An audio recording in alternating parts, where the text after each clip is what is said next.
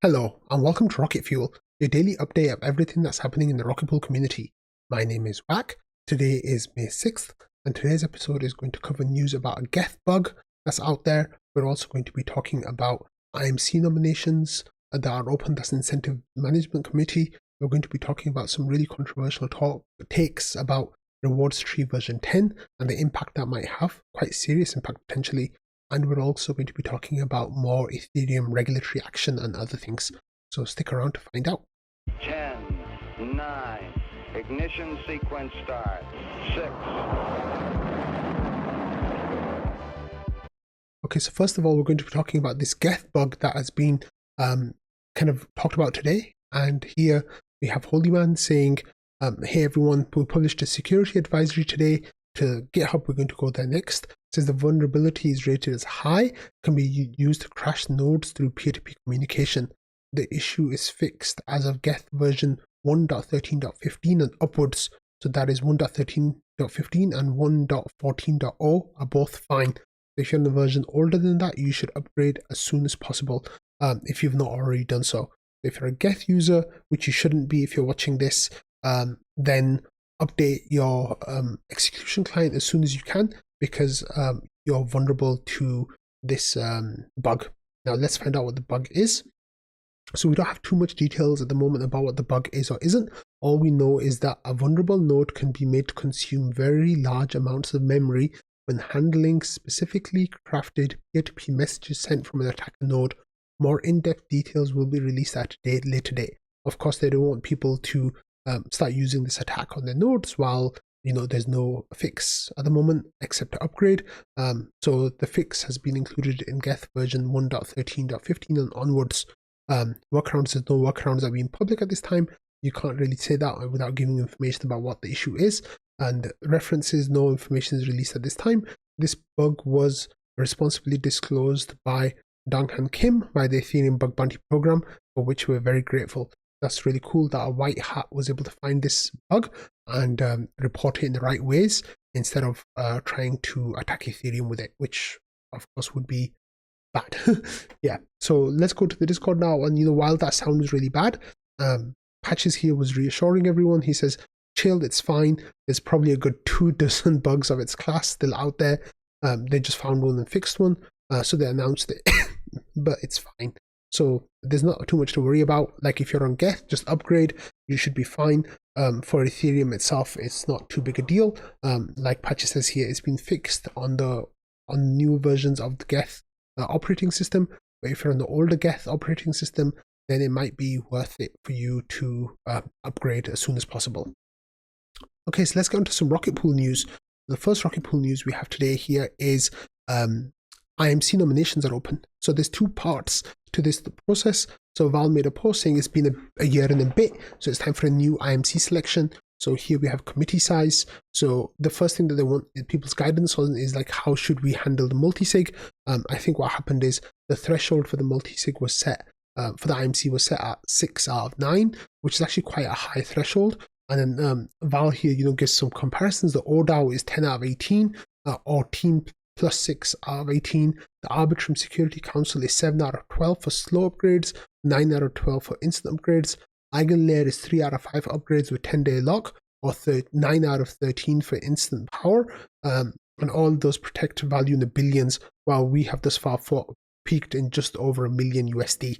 So they don't hold the same amount of power. So do we need to have such a high threshold for security? Well, it seems like the majority of respondents said that make it easier to work with. So 5 out of 9 should be fine. And also with the, that's 81% of respondents saying that, with 13% saying keep it the same as it is now, and only 1% saying lower the number of signers, but keep the same threshold, which technically makes it more difficult than it is currently. So yeah, but then we get to the nominations. So here, as per RPIP 10, this thread will be live for 5 days. Given that a relevant vote, a snapshot, 3 snapshots taking place, we're going to talk about that later. We will instead keep this live until 3 days after the vote concludes. So anyone can nominate anyone, including themselves. Anyone can remove themselves from consideration by simply saying so. 3 days after the vote mentioned concludes, there'll be a "this thread is closed" comment, and the final list will then be generated. If you are nominated and don't remove yourself from consideration, please read the nominee information sharing section of Arbitrum 10 so you can be ready to provide your statements. Remember that vacancies that occur get filled by going down the list from previous selection. This means more nominations are definitely good, including well past the can field a full committee. And then looking for the IMC's thread, there's a thread with different roles that IMC members do and how they do them, and questions you can ask current IMC members.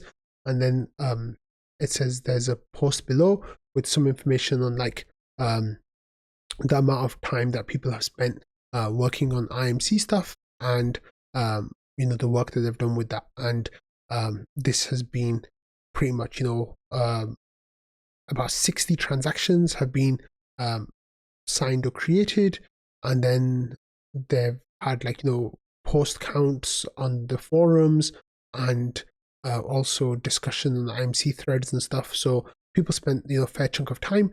We're going to be talking about the vote that's going through at the moment, RPIP 41, I think it is. I'll come back to that in a minute, but that's going to impact how these things work. But here we've already started getting people nominating themselves. So Patera said, "I'd like to nominate myself." And then Epineph was commenting about the vote distribution.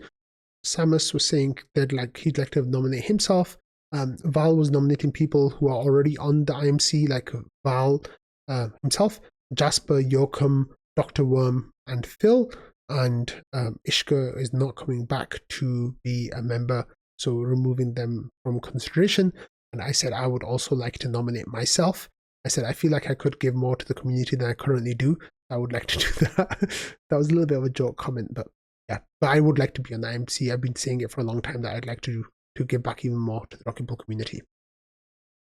Okay, moving on from that, next we're going to be moving to some drama.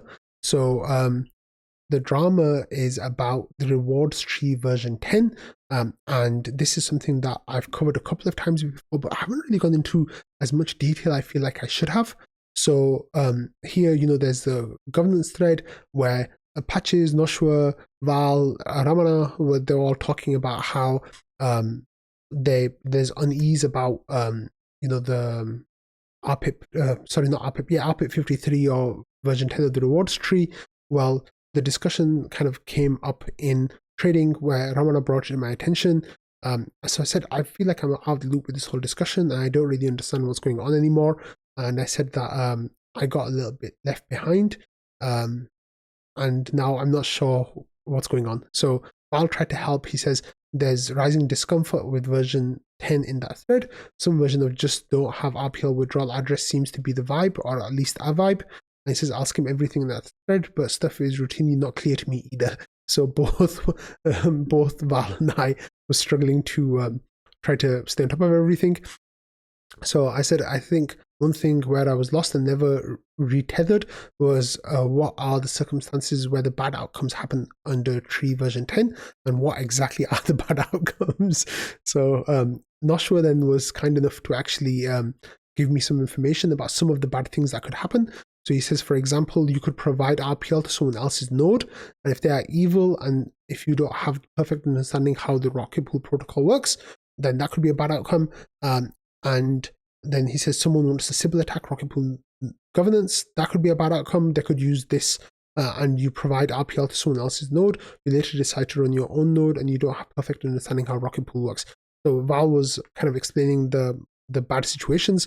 I'm like, what actually leads, what is the actual outcome? So he says, in the same order, you don't get any RPL rewards. The attacker has no drawbacks, making thousands of one mini pool nodes, and your RPL rewards go to someone else until you notice and fix it. So Noshua was kind enough to kind of explain how this works. So let's actually go back to the governance thread, and here Samus did a job of trying to summarize the whole situation so far, and I think he did a decent job. So he says, is this an accurate summary of the situation so far? I'm trying to catch up on the topic. The problem is that Houston contracts have a bug and do not implement RPIP 31 properly. Now, for those of you who don't remember all your RPIPs, RPIP 31 was the one where the PDAO voted on having a withdrawal address, RPL withdrawal address in Houston Upgrade. So context, RPIP 31 defines the ability for RPL withdrawal address and ETH withdrawal address to function independently. This was advertised to work trustlessly. There's a bug in the contracts. The smoothing pool ETH rewards claim depends on RPL withdrawal address. Vulnerable to griefing attack, the primary controller has the ability to block the controller of RPL from claiming rewards. The potential landmines with the current Houston contracts, and then potential solutions. So here, using one of the ways to solve this is by using RPIP 53, which is rewards tree version 10. So separate entities are created for RPL and ETH withdrawal addresses. This has side effects. Rewards claiming can be aggregated to a single transaction. So this is one of the things, like if there are multiple nodes that have the same RPL withdrawal address, you can claim from all of them using one transaction. So apparently NodeSet viewed this as a critical feature, even though it was never discussed voted by the PDAO in the form of an RPIP. Nodes with RPL withdrawal address can no longer claim rewards. Withdrawal address have to trigger the claims, and there are potential landmines with this route. And that's where the voting one comes in. So if you have, especially with this single transaction thing, so one of the things that you have to understand is, like, we have a square root power voting, right? So if you go in there with, like, say 100 RPL tokens that are effective on your stake, then you get half the square root vote of that, which is 5.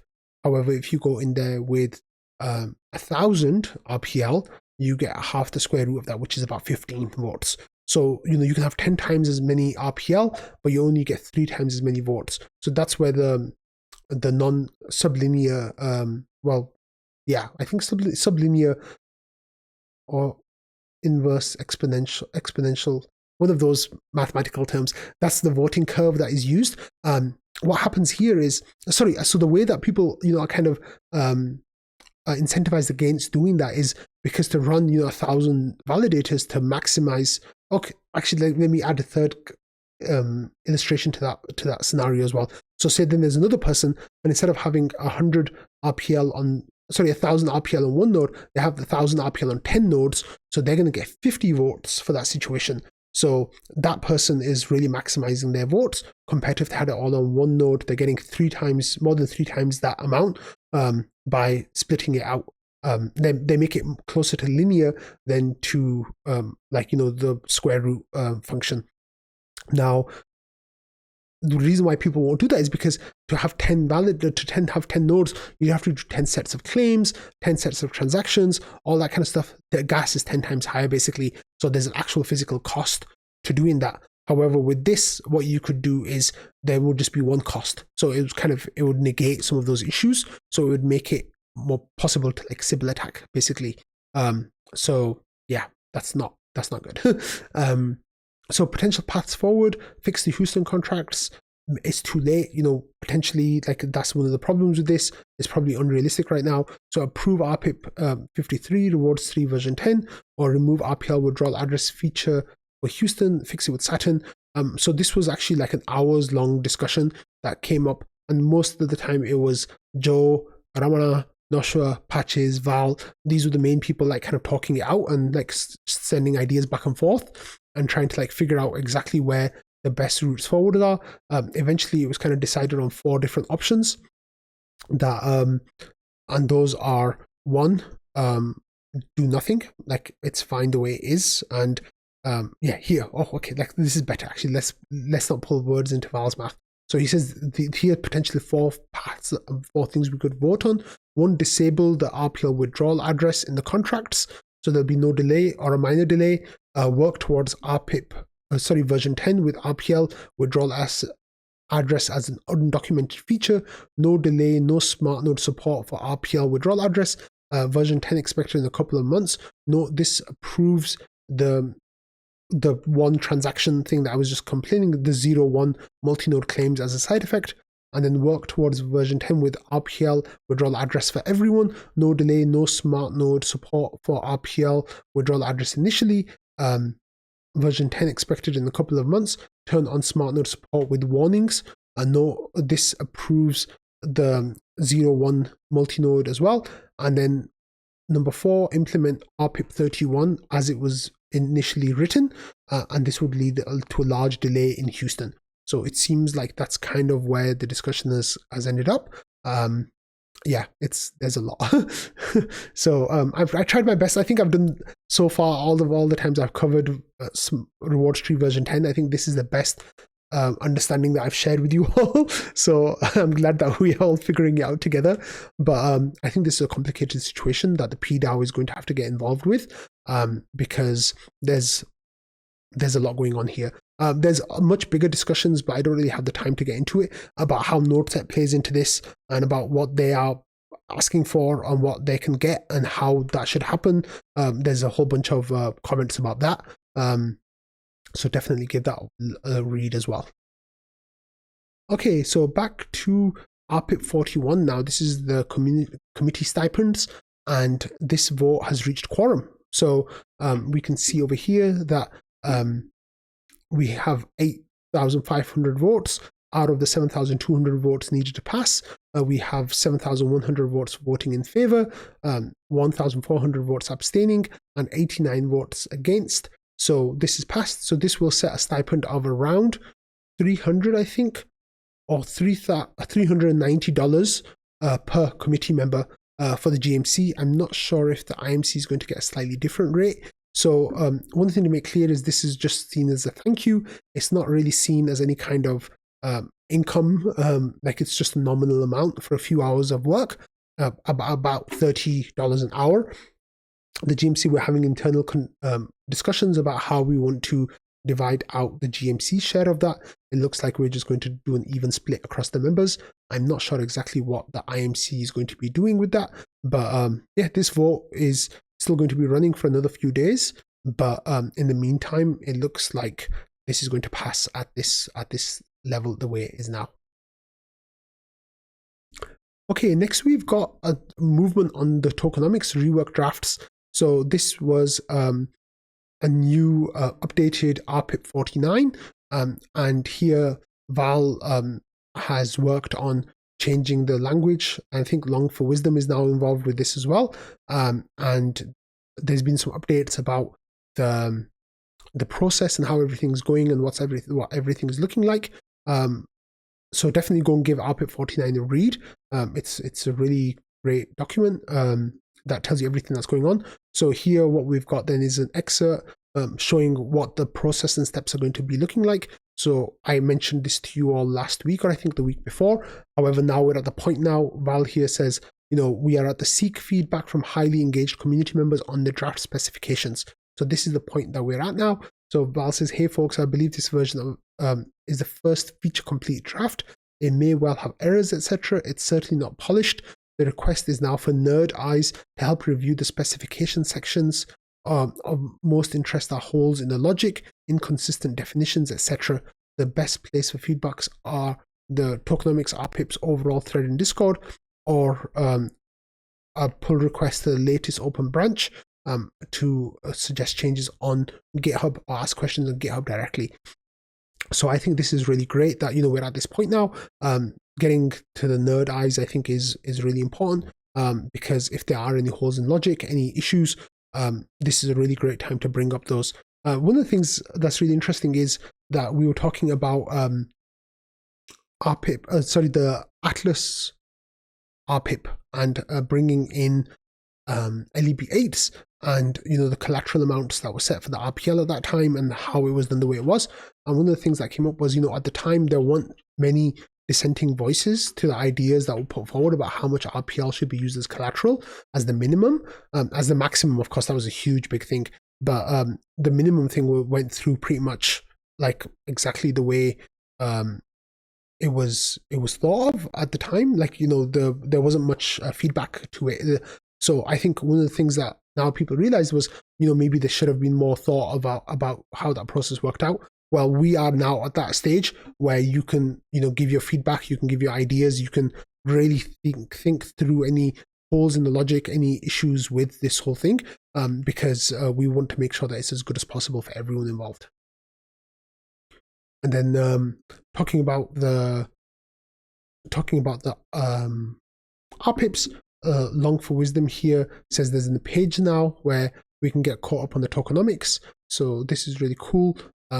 Here's the page Tokenomics Reworks, and it's got links to all the different RPIPs. So there's RPIP 49, 42, 43, 44, 45, 46. So those are all the content RPIPs. And then the optional RPIPs, this is about the RPL value capture. We know there will be some kind of value capture, but will it be burning RPL? Will it be buying and providing liquidity with the RPL? Or will it be something else? So those are things that we're still trying to figure out. But this looks like, we've got a nice slate of RPIPs here. And the next step, like I said, is to get as many eyes on them as possible to provide like detailed feedback and really dig into that. Okay, next we got this news from Ken, who's working on a document called Minting Heroglyphs Using Rocket Pool. And then there's a link to the document saying, because I think there'll be interest once the hieroglyph documentation is published in becoming a new node operator, I'm hoping to direct them as much as possible to consider Rocket Pool as their platform to become an Ethereum node operator.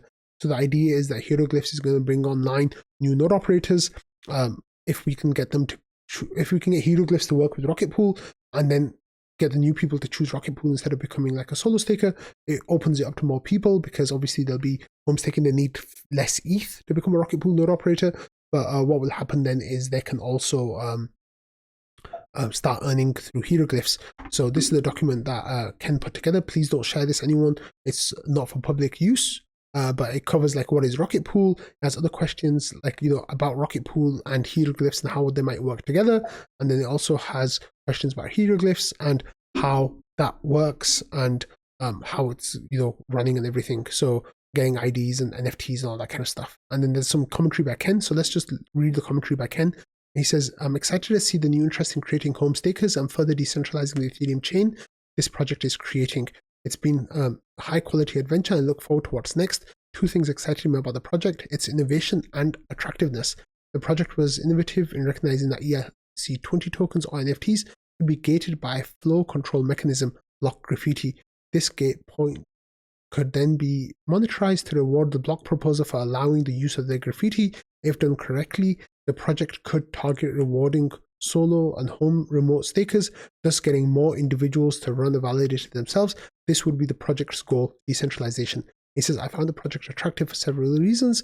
First, there's an NFT project with the promise of decentralizing Ethereum. Second, it uses several Ethereum Lego pieces, NFTs, LP pools, node staking, and inscriptions. The italic ones are something that a wide audience is interested in.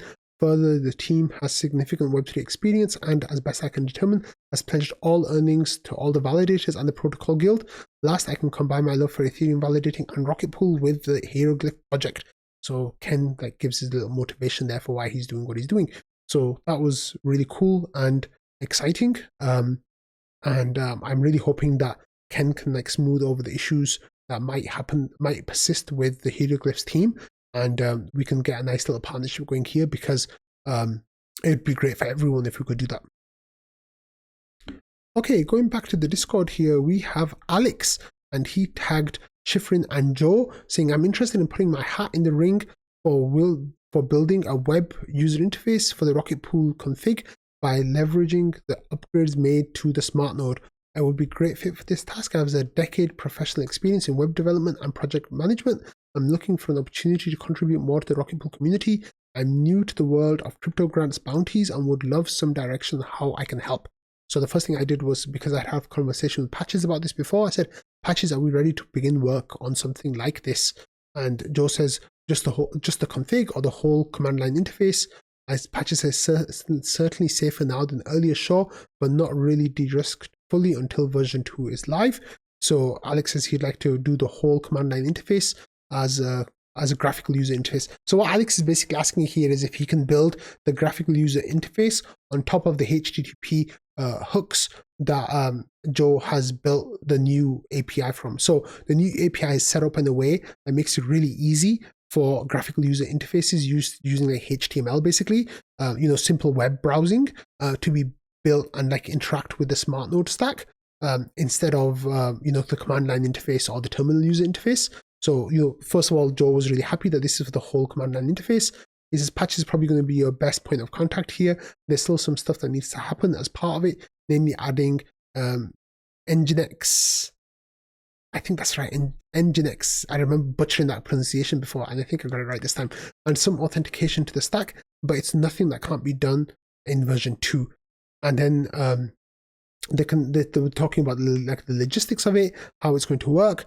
Then Patches was actually breaking down the processes in a couple of different ways, like putting them out for bounties, and he thought maybe Sleety could do one, maybe Active Scott could do part of it, and then maybe Alex could do some of it as well. So yeah, this is really exciting. So I really want to see this get out there soon.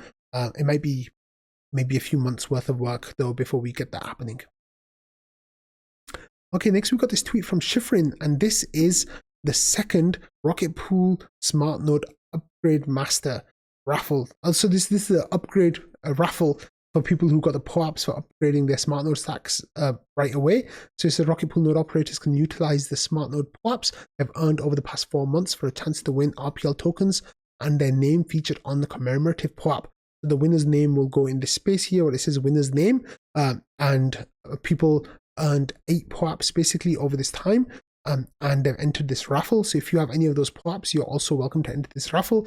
Having more POAPs means more chances to win. So what are the prizes? Let's have a look. The first prize is 10 RPL and your name on the POAP. The first POAP I think was won by Object if I remember correctly. Next prize is 2 through 4 are 5 RPL each. So the 8 POAPs available. I have entered with 8 POAPs. So I've got the maximum number of tickets to do this, and there's 175 POAPs entered so far.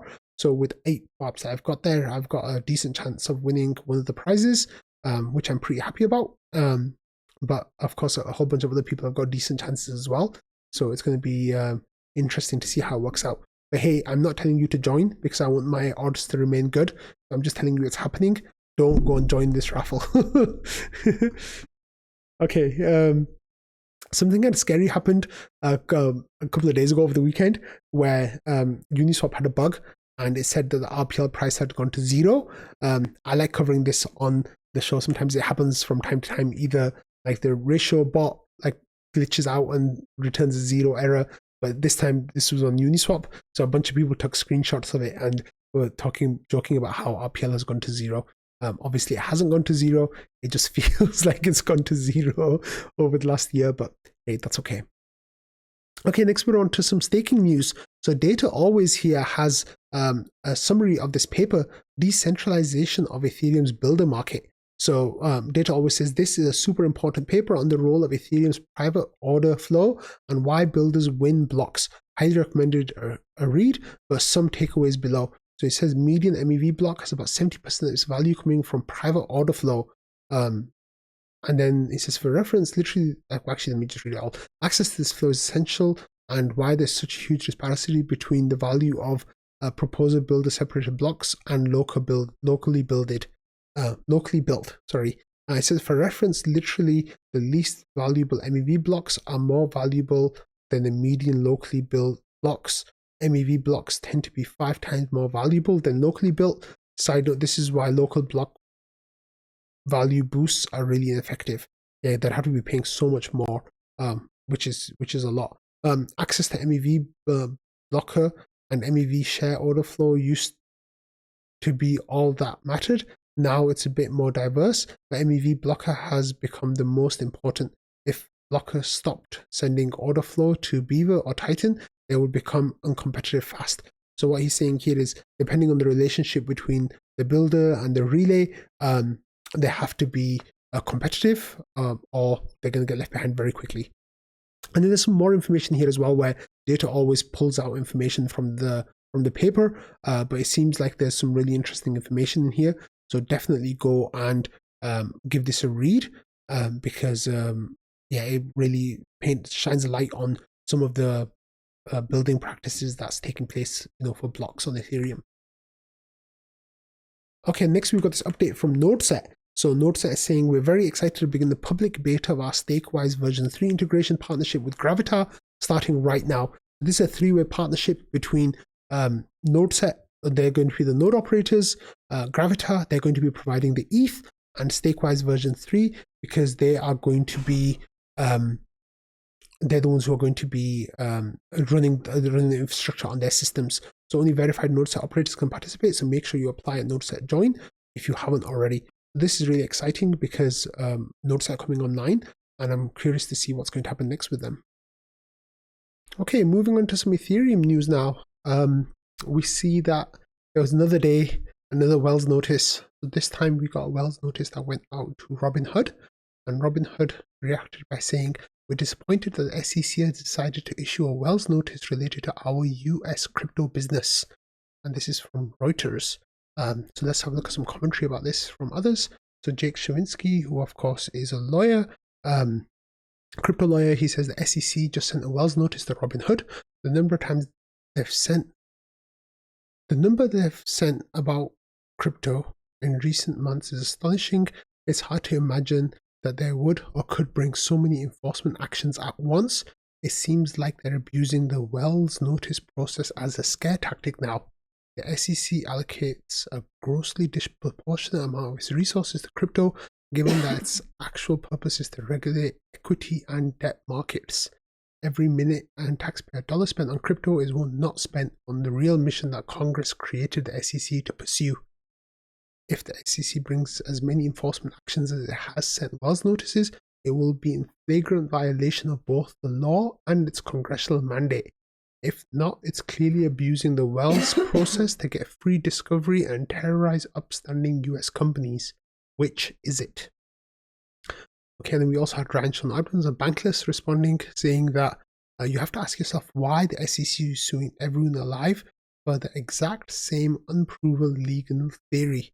They haven't won a single case when arguing with this, so why not wait to win a case instead of launching 5 at once? That's because winning isn't the point. Gary wins by creating a chilling effect in US crypto. So what Ryan Sean Adams here is arguing is that by sending all these Wells notices, it's scaring all these other companies into stop working in crypto in the US. So what will they do? They'll either shut down their projects, they'll move abroad. What loses out basically is crypto in the US loses out. And again, echoing the same kind of point here, JC says the SEC sent so many notices that everyone is starting to notice they can't attack everyone at once. It's probably just to scare builders, or it's a tactic that from Gary to say, "See, I've done what you asked me. Now give me the budget to recruit and pursue them all, or I'll lose." So that's interesting about how Gary might be using this to get that budget that he's been asking for the SEC. Most of which it looks like it'll be going to their legal fees. And of course, we're the ones who are paying for these fees with our taxes. Now, one other thing to realize here, of course, is that Gary and this current SEC was hired by the Democratic president and Senate, and if they don't win in November, then the SEC is going to change, and all of these could instantly be thrown out or withdrawn. Lawsuits can be called back. Of course, Consensus are suing the SEC. I think someone else is also suing the SEC, so those would still carry on going forwards. But the ones where the SEC are the ones where they're suing others, if they bring any of these Wells notices to actual lawsuits, then those could be taken back whenever they want. So it's going to be interesting to see how much of this is like a real push for enforcement or some kind of criminal activity, and how much of it is just political theater building up to the election in 6 months' time.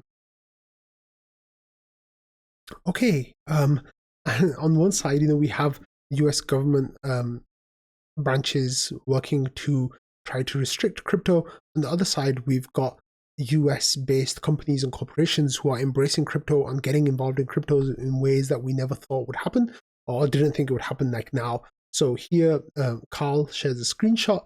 It says, "Looks like the institutions are interested in the Arbitrum Stable Treasury Endowment Program."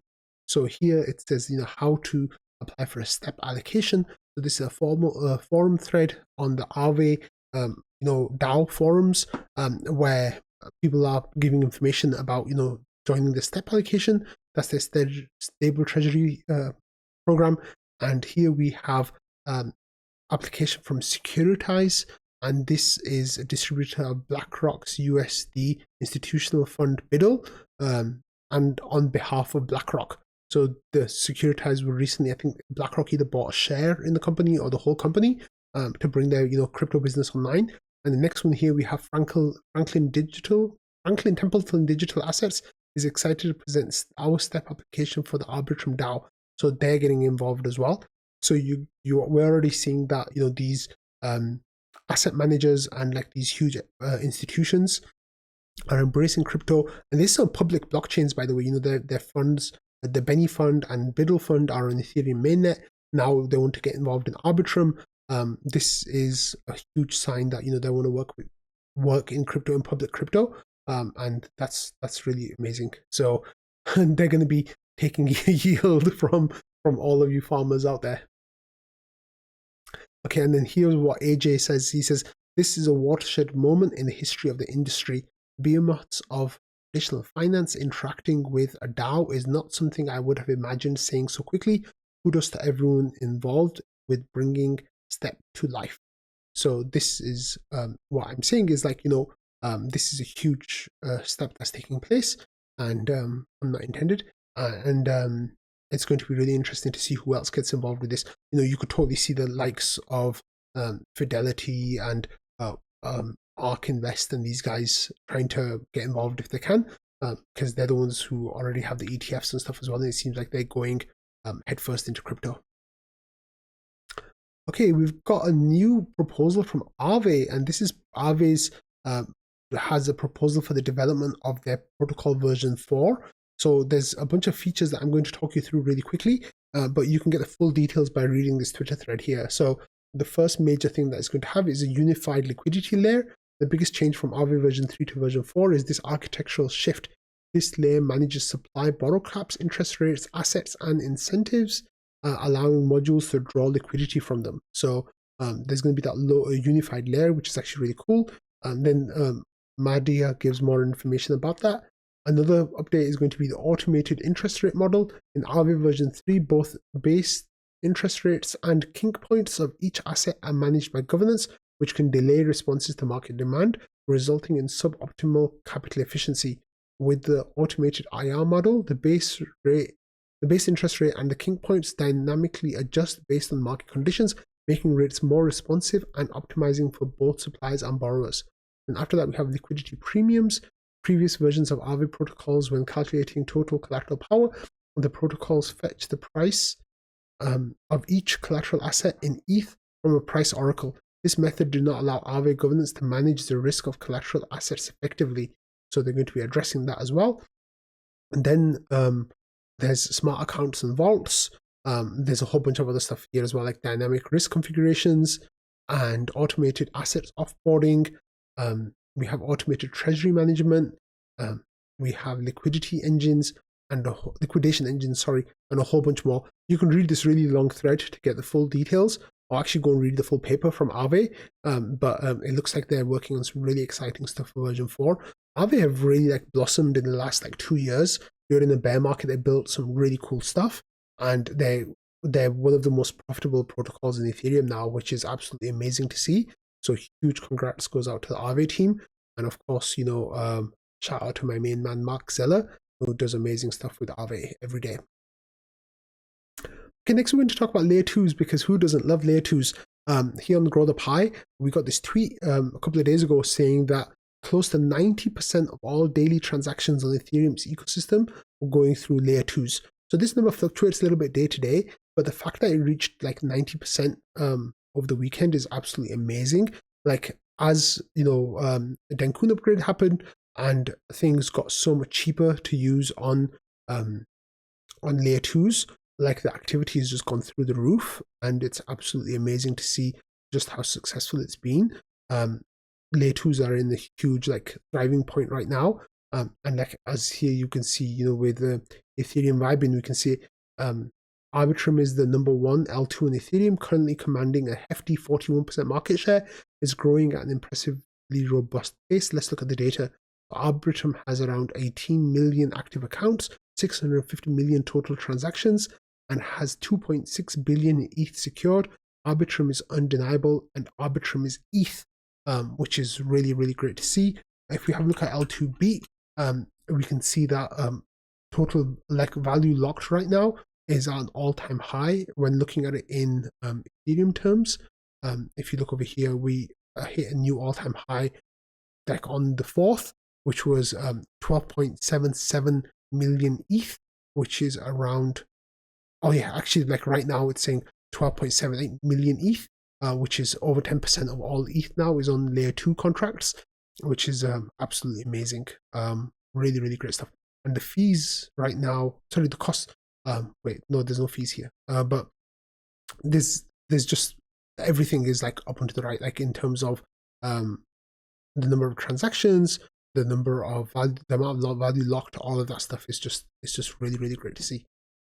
One side effect of that, which can also be a positive thing depending on how you look at it, is that the layer 2, so much demand going onto layer 2, which is how we want to scale Ethereum, means that on mainnet, on layer 1, the availability of a block space has become cheaper. So we're seeing gas in the below burn thresholds now, like 8 GUI right now as I'm recording.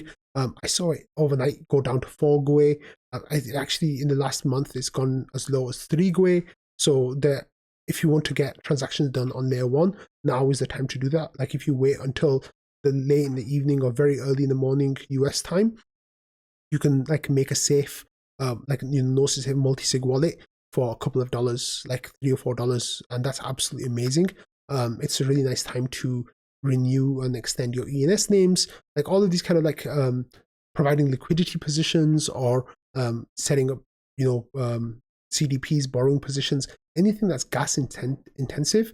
Now is an amazing time to do all of that stuff because gas is so cheap. You'll be paying fractions of a penny, like fractions of the cost of gas that was just a few weeks or a few months ago. And then you might worry that, hey, Ethereum is now inflationary, but if you compare it against Bitcoin, over the last month, you can see that even with the fact that Ethereum is inflationary, and even though we've had the merge, the rate of inflation is way, way, way less, because like we always say, the rate of issuance is capped, but the rate of burn is not capped. So, many, many days of issuance can be burned away in one day of high activity. Okay, next we've got a couple of updates about the ETH Global Sydney Hackathon that happened over the whole event that happened over the weekend. So here Anthony Sassano says, the quality of projects that I've judged so far at ETH Global Sydney has been insanely high. Nothing like an Ethereum hackathon to make me feel like the dumbest person in the room in a good way. And then he said, I had an amazing time at ETH Global Sydney. So many amazing conversations with incredible people. The Ethereum ecosystem is simply unmatched. And here's from someone, not Anthony, Clouted here says, it's been a while since I went to a proper Ethereum conference. And just like every time before, this past week at ETH Global has reaffirmed how far ahead the Ethereum ecosystem is in every way. The research and applications being done within the ecosystem are years ahead, and they'll all trickle through and stun the world. Don't listen to the noise on crypto Twitter. There really is no second best. So I think for those of you who are listening and have never been to a crypto conference, it is worth going to an Ethereum conference like ETH Denver, Dev Connect, DevCon, also any of these ETH Global events. There's popular ones in Europe and elsewhere as well. Definitely make an effort to go to some of these because you'll meet people and you'll talk to people in ways that very rarely can in real life otherwise, because everyone around you is like a crypto person and like crypto native to some extent, and they can talk to you in a way that you can't pretty much anywhere else. And it's really invigorating, and I absolutely love going to ETH Denver every year. I've been for the last couple of years in a row, and I absolutely love going. So that's my little shout out for any conference that you can go to. You should definitely try to go to one. Okay, we've got a couple of posts here from Anti-Prosynthesis, and he's talking about stablecoins, or they're talking about stablecoins on Ethereum. So they're saying, just a reminder that well over 90% of all USDC exists on Ethereum, and that even a single Ethereum layer 2 has more USDC than any alt layer 1. That's just USDC. Ethereum is simply the internet of value. Now, what's going on here? There's $33 billion of USDC, and Ethereum has 25.75 25.755 billion of that.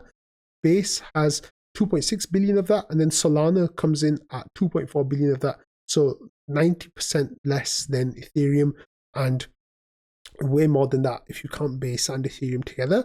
And then after that, it's Arbitrum as well. So the Ethereum ecosystem is just huge for stablecoins. And then here there's another tweet from Anti-Prosynthesis as well, saying for USDT, the difference is even more dramatic.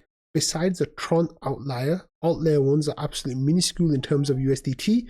Again, Ethereum is simply the internet value. So here you have a look at Tron. There's 57 billion on Tron, and on Ethereum there's 51 billion. But after that on Solana, there's less than 2 billion USDT on Solana. So the amounts are just not comparable in terms of how massively well utilized Ethereum is for stablecoins. And then when you look at, the stablecoin funds that are built as well, like Biddle and Benny's and all these other ones, they're choosing Ethereum over and over again because you get those security guarantees that you don't get anywhere else. Next, we're going to talk about the ETFs. So the decision is now due in 2.5 weeks on May 23rd. And the SEC is, like we said on last week's, one of the episodes last week, they're on the verge of approving ETH futures leverage ETFs. But here, Nate shares a meme saying, remember you just approved Ether futures ETFs in October, and then that's the sign for the SEC staff. And the person saying, if those kids could read, they'd be very upset. But yeah, in less than 3 weeks. So here's the outcome, right? It's either going to be an approval from the SEC for all the ETFs, which at this moment in time is not looking likely at all. Polymarket now has it down to around 10 or 11%. Or the more realistic outcome here is going to be a lawsuit where one, if not many, of the ETF applicants are going to sue the SEC. And it's most likely going to be Grayscale because they said already that they're going to sue the SEC if they deny this. So I think that lawsuit could potentially drop the following day, which they've probably got it all written out anyway. And then that's what will happen. And then now in general news, we had some news coming out of BTC's ETFs. And here the Grayscale had their first day of positive flows, and they got $63 million in, this was from May 3rd. So they broke their track of having outflows the whole way. And their first main proper day of inflows at 63 million. So they're actually starting a new Bitcoin mini ETF, which is going to have way less in terms of fees. So I'm not sure if that's somehow people getting ready for that. Or I don't know why they'd be picking Grayscale otherwise. But they managed to find some poor sucker to put $63 million into their system. And then having a look at here the Bitcoin ETF flows, you see that these last couple of weeks it's been mostly outflows or really flat days. In fact, on May 1st there was a huge outflow day with over $500 million in outflows. But then the 3rd of May was a big inflow day of nearly $400 million. And I think we might be getting more inflow days coming up soon. So if that happens, then the price of Bitcoin and then the crypto market with it will trend upwards, which will be really exciting to see. Okay, and finally, I'm going to finish today's episode with this tweet from Anthony Sassano saying, after being non-stop crypto since 2017, I finally hit my limit as I'm burnt out and I need a proper break from this crazy industry. From today until May 23rd, I'll be away from crypto, no socials, no checking price, and no daily GUI. Godspeed, friends. Study May 23rd. So this is just a way of saying thanks for Anthony Sassano and all the work he does, and I hope that he comes back fresh and ready to hit the ground running with hopefully news of spot ETF approval. But if not, then with the energy and with the smarts to know what the next steps are going to be and sharing that with all of us. So on that note, thank you all for watching, listening, and being part of the Rocket Fuel community. I hope you all had a lovely weekend, and here's to a big week ahead. Bye.